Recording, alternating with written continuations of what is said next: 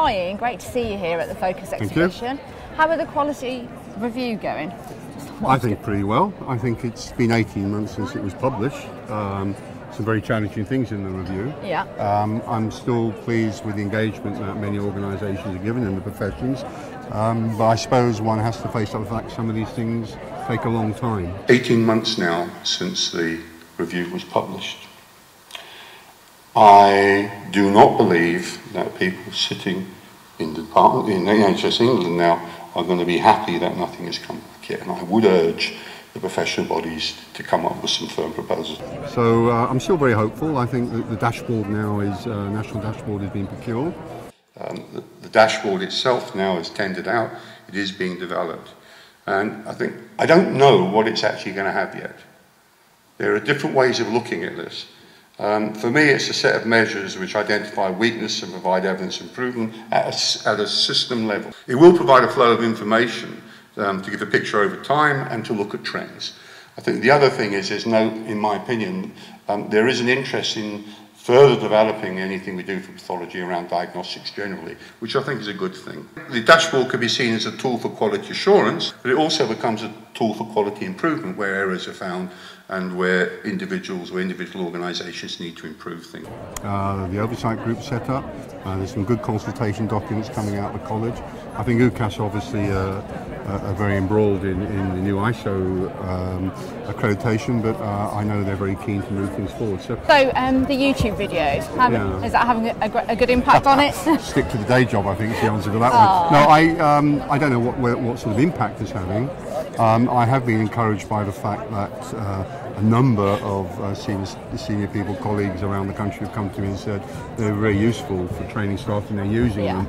And really that's what they're there for. I mean, a lot of what we wanted out in the review and from the YouTube videos was just to raise awareness to the review, to get people engaged. So I'm very pleased. Yeah. Because the pre and post analytical quality of our services is going to be key in the future. I already mentioned this issue of patient flow.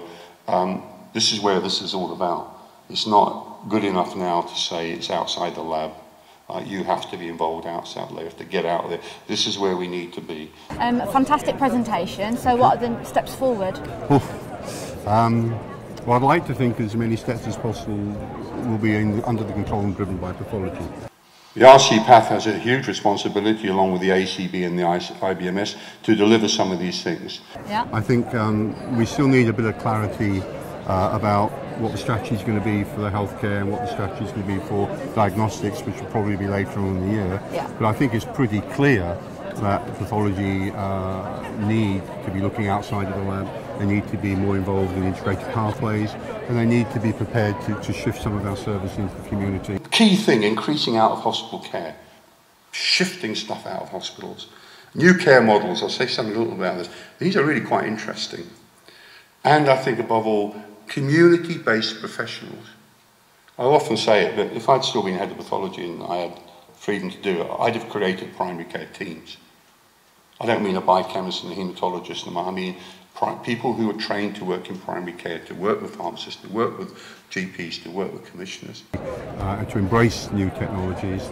I think it's a very exciting opportunity. I think it's challenging, but I think it's the way it should be. Puts us much closer to the patient, much closer to clinical care. So I'm just hopeful that the professions, the individuals will deal with it, and that our colleagues get support from their trust organisations and that they work with CCGs to improve care. Yeah, fabulous. Thank you very much, Ian. Thank you. I think there are other things that we need to be doing to put pathology where it should be, which is right at the heart of changing healthcare, right at the heart of transforming clinical care.